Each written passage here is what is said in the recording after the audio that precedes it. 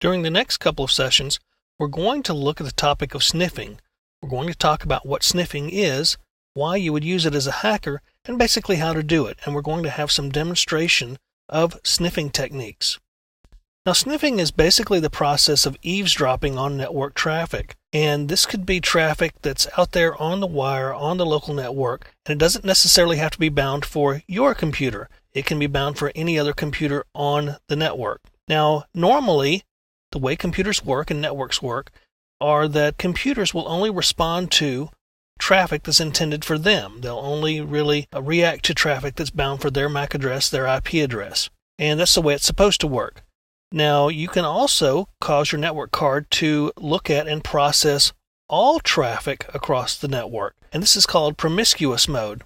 In Linux, this is very easy to do. In Windows, not so much. In Windows, you have to have a special driver, typically WinPCAP, in order to do this. You can do it on Windows. You just have to have the WinPCAP driver to do so. So we're going to use a sniffer here in a moment in Linux, and I'll show you how to put the network card in promiscuous mode because it's not there by default. Now, sniffers can be software or hardware implementations. It can be a Windows box or a Linux box or whatever, and it could have software installed on it, or it could be a specific hardware implementation, and that's all it does is sniff. And these sniffers are designed to capture all the traffic off the network. They capture it, record it, analyze it, and in some cases categorize it for you. Now, there are wired and wireless sniffers, and the demo we're going to do here in a few moments is a wired sniffer. Later on in the course, in this chapter, in fact, we're going to look at wireless sniffers. And as I said, sniffers can be both for Linux and for Windows. Now, you have popular sniffers that are out there, but Wireshark's probably the most popular one that most people use for wired networks.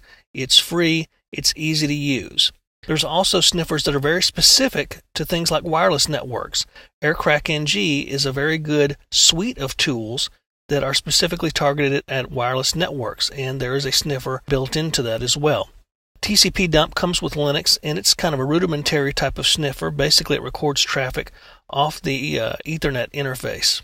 Now, sniffing is very effective against clear text protocols, and I'm talking things like HTTP, FTP, Telnet, DNS, and so forth. Anything that doesn't encrypt. And as we're going to see in our demonstration, there are good reasons not to use certain protocols because they send everything in clear text. Obviously, HTTP is used every day to access websites, and when you look at secure websites, you use HTTPS instead. Now, FTP and Telnet, on the other hand, are things you should avoid whenever you can, and we'll see why coming up in the demonstration. So sniffing is very effective against clear text protocols. It's not very effective against protocols such as SSH, SSL, and so forth, IPsec, HTTPS. Anything that you use to encrypt over a protocol is not going to be effective in terms of sniffing it.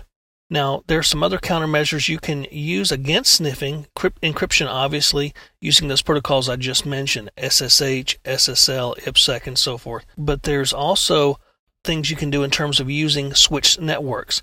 Switched networks really thwart sniffing because they only allow the host to see and sniff the traffic that's on its own subnet, obviously, but also between it and the switch. So there are ways around that. You can flood the switch and cause it to act like a hub and send everything out every port. But that can be a little bit more difficult. In some cases, almost impossible if the switch is configured properly and securely. So we're going to go ahead and take a look at sniffing. We're going to set up a few boxes, 3 boxes, a CentOS box, a Windows box, and a backtrack box that's actually going to sniff traffic. And then we're going to show you some other security considerations also that we're going to throw in there that are related to sniffing, like the use of clear text protocols and so forth. So let's go ahead and take a look at that.